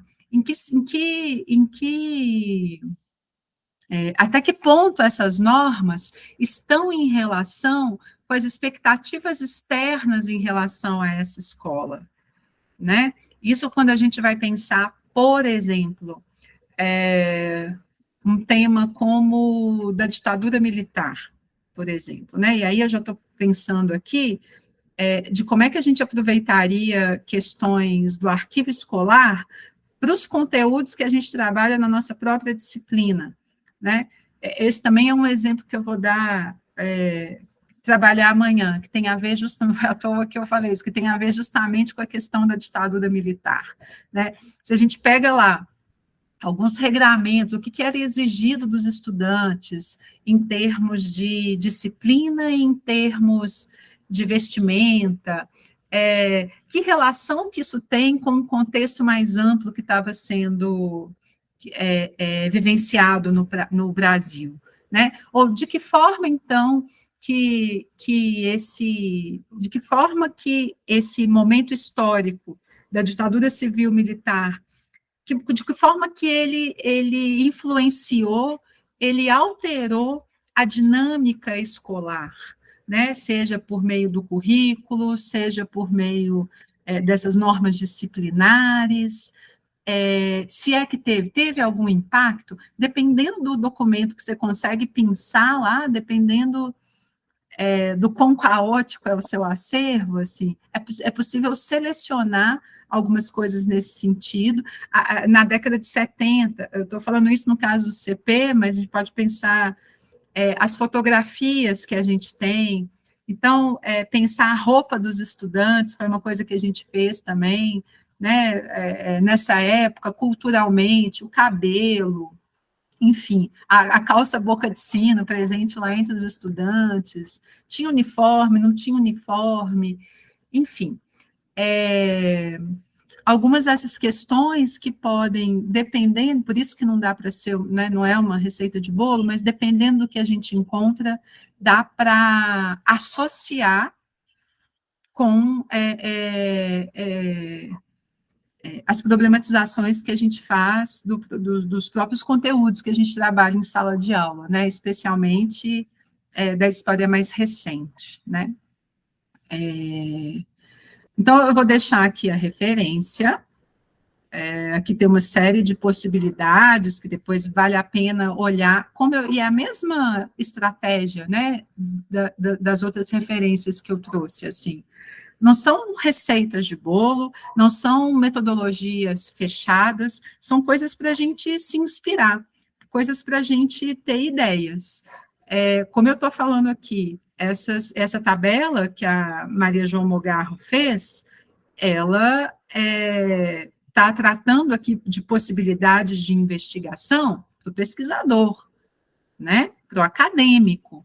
De que forma que essas possibilidades de investigação que ela vê aqui nessa tabela, que ela mostra aqui, de que forma que eu posso adaptar ou eu posso me inspirar em algumas dessas possibilidades para transformar em atividades pedagógicas, né? Não é que os meus alunos vão se transformar em pesquisadores para lidar com tudo isso aqui, mas é essa inspiração mesmo, essa ideia que a partir daqui a gente pode ter para fazer essas atividades pedagógicas, né? Está até aqui a referência, e essa questão das fotografias, né, que são muito imagens de maneira geral, né, que são muito ricas também para o trabalho em sala de aula, né, tanto dos espaços da escola, que também eu vou falar amanhã, quanto isso que eu já falei, de como as pessoas se vestiam, de como era essa cultura escolar antes da entrada desses estudantes na escola, né? Porque eles estão ali, a escola existia antes deles, aí a escola vai continuar depois deles, né? Então, esse processo aí, que é interessante mesmo deles terem noção e se conscientizarem, enfim. E aí, por fim, então, para convidar vocês a estarem presentes amanhã, um pouco do trabalho que a gente fez, e que eu vou apresentar amanhã,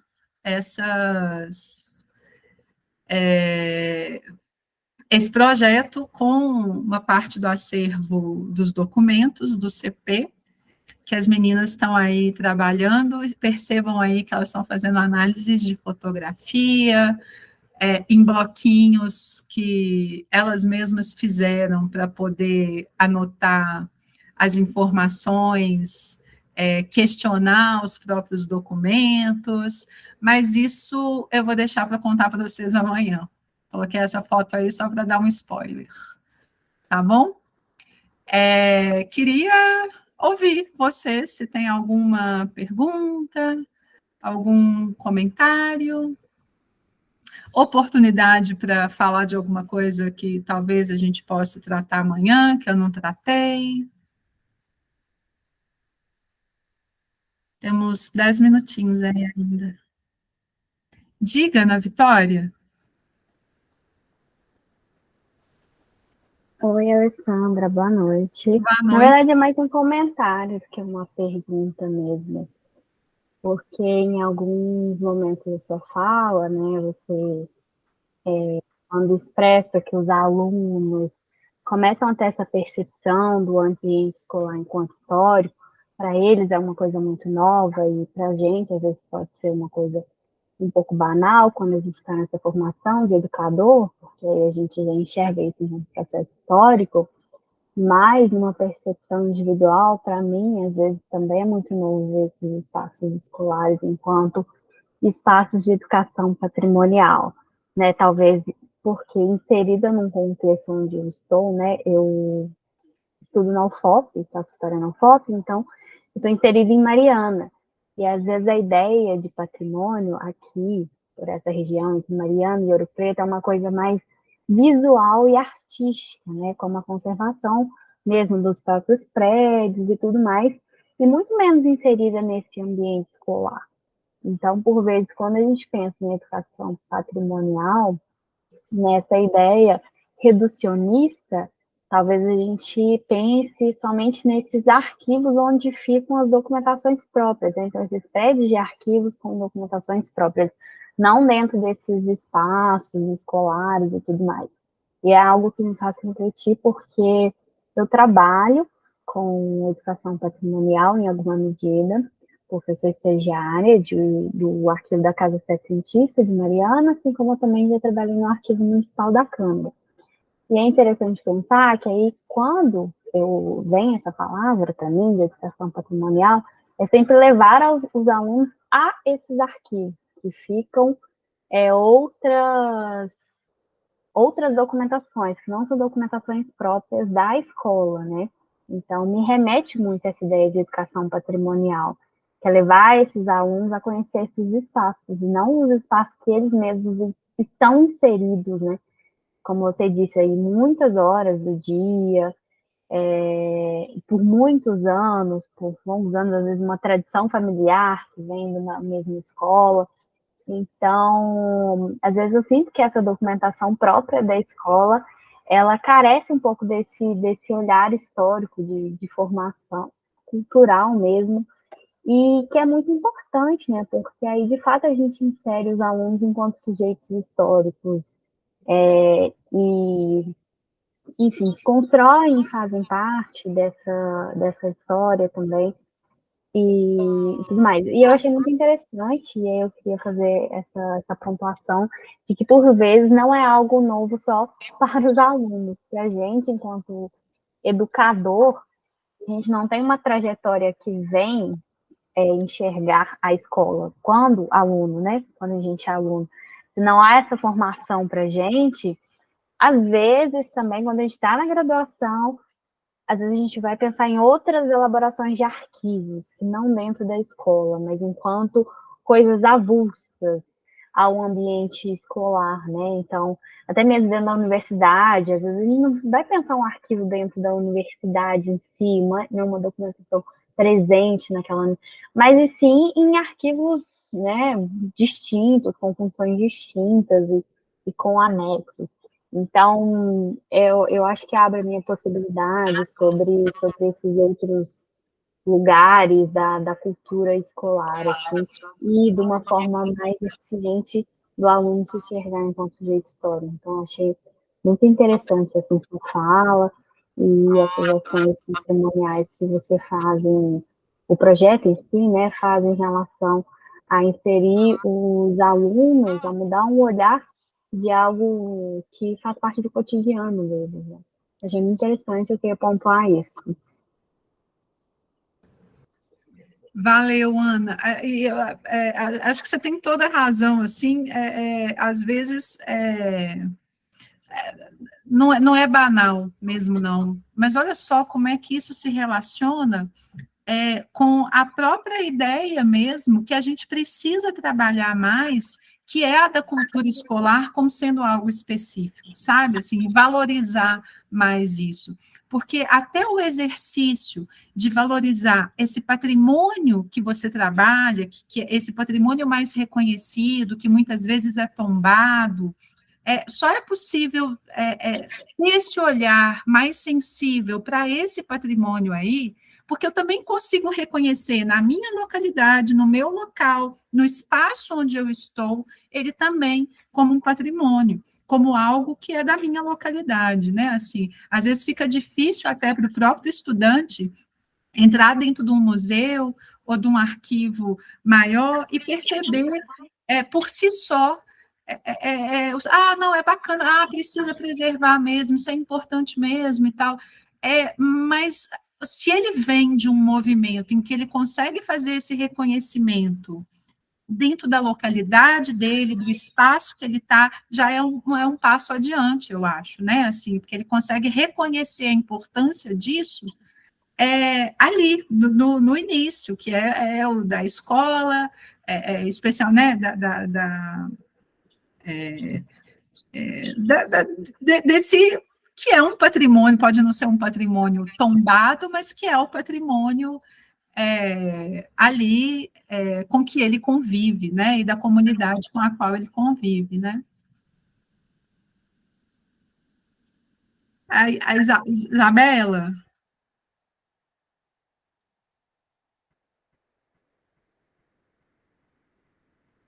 Isabela, desculpa, eu pensei que você tinha. Porque seu áudio estava ligado, eu pensei que você ia falar, fazer algum comentário. Oi, boa noite. É porque seu áudio estava ligado, aí eu achei que você ia fazer algum comentário, alguma pergunta? Não, na verdade, depois que você encerrou a apresentação, eu liguei, né, a câmera só para mostrar que eu estou aqui, que eu estou participando, mas era isso, eu concordo muito com o que a Ana Vitória colocou, com o que você apresentou, acho que foram ideias muito boas, já tentei algumas coisas, alguns trabalhos relacionados a essa área de educação patrimonial, na época que eu trabalhei com ensino bilíngue, mas, assim, ideias muito tímidas para não assustar ninguém, para não sair demais do programa previsto, mas foi um momento que eu percebi bastante isso, né, de você trazer uma consciência, mudar uma chavinha no pensamento dos alunos, de perceber a escola como um lugar que eles ocupam e que também tem a sua história, né, quem que veio antes. Gostei muito das sugestões que você trouxe para nós de atas, não só os documentos mais históricos, mas também os mais usuais de convite e de inventário sobre alunos, né, o tipo de aluno e de corpo discente que vai se formando. Então, é isso. Obrigada por mais essa aula. Valeu, Isabela. Só para comentar que você toca num aspecto importante também, que é de como conciliar essa proposta de trabalho com a questão da exigência, é preciso cumprir um currículo, e se você não fala disso aqui, então, que aula, né, isso está falando assim, que às vezes, para não assustar as pessoas, que às vezes você foge de um script que é estabelecido, se você usa mais tempo, se você deixa de dar um conteúdo, porque a gente é professor, você está lidando dentro daquela cultura escolar, você conhece seus alunos e você sabe o que para ele é mais importante, né? Eu tem que tratar sobre... enfim, eu tinha uma justificativa pronta. Eu tinha uma justificativa pronta, caso alguém me questionasse, porque, enfim, como na área do bilíngue eu tinha muito espaço da própria direção para criar. Mas daí chegou um momento que eu falei, e se eu colocasse um Google Maps para que eles, né, traçassem a rota que eles fazem da casa deles até a escola, e que um pai, né, pode vir questionar o que essa professora tá usando o aplicativo, que isso distrai o meu filho. Então, quer dizer, tem essa cobrança também de outras pessoas, e uma pena, porque eu acho que isso também precisa ser trabalhado, porque foi das aulas que eu considero, assim, que foram bem-sucedidas na minha vida. Então, fico feliz que você tenha mencionado justamente esse ponto, porque eu fiquei pensando bastante sobre ele. Ainda é um desafio, realmente, assim, a gente lidar com isso, de fato. E por isso é necessário redimensionar, né, ver como possibilidades mesmo, assim, que, como eu disse e repeti antes, assim, né, e criar maneiras de adequar a sua realidade, aquilo que você pode fazer naquele momento, né, não é todo mundo que consegue um tempo para fazer um projeto específico, como é a proposta, por exemplo, do CP, que é você ter um tempo para você trabalhar ao longo de um semestre um tema, né, mais verticalizado, ou uma discussão que você queira fazer. Isso não é a regra, né, embora pudesse ser, mas isso não é a regra. Então, como é que a gente consegue adaptar determinadas coisas ao nosso tempo de aula, né, a realidade que a gente está vivenciando ali, as pressões que a gente sofre. Quando você falou do aplicativo, até imaginei, gente, vai ter pai que vai estar achando, pô, mas você quer mapear aqui por onde meu aluno está passando, isso vai trazer insegurança, então já imaginei que as reclamações fossem nesse sentido. Mas é isso, assim, é uma luta constante mesmo, assim. Mais alguém, pessoal, quer comentar alguma coisa, perguntar?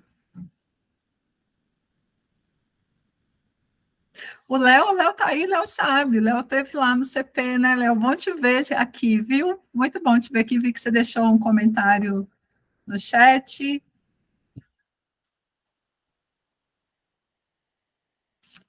Então, acho que é isso, pessoal. Aí, aguardo vocês amanhã, certo, Tamires? Não sei se Tamires ainda está aí. Estou sim. Pessoal, amanhã, nesse mesmo bate-horário, neste mesmo bate-link, para a nossa terceira e última aula desse mini curso, que trouxe bastante questões aí bem interessantes, né? Confesso que eu não cheguei a ter um trabalho assim durante a graduação com patrimônio. Cheguei a fazer estágio em arquivo, no arquivo do Tribunal do Trabalho, mas a escola em si, eu confesso que eu nunca tinha parado para pensar nessa possibilidade, né? E eu já fiquei aqui pensando, lembrando assim, de algumas experiências, e hoje também, enquanto professora, também trabalhando em escolas, já fiquei pensando quantas possibilidades de trabalho, né?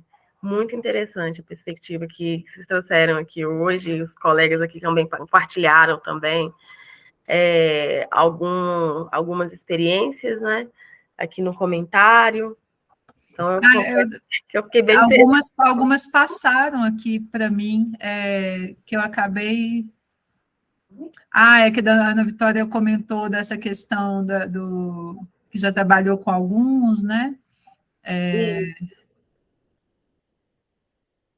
Alguns arquivos de alunos, atas de reuniões, ainda tem isso, adaptar o que a gente consegue achar, né? E trazer os estudantes para serem nossos parceiros nessa pressão, né? Também para esses arquivos, assim, né?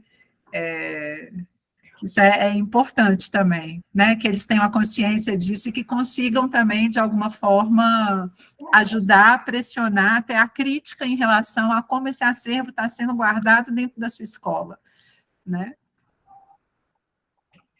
Bom, então, pessoal, amanhã, então, a gente se encontra novamente para concluir este mini curso da professora Alessandra. E só reforçando, para quem quiser participar dos nossos mini cursos presenciais. Ai, meu Deus.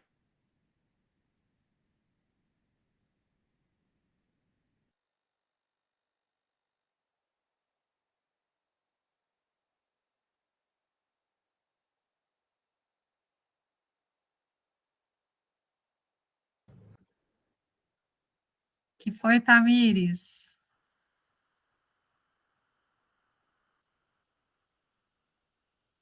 Acho que ela caiu, gente. Voltou.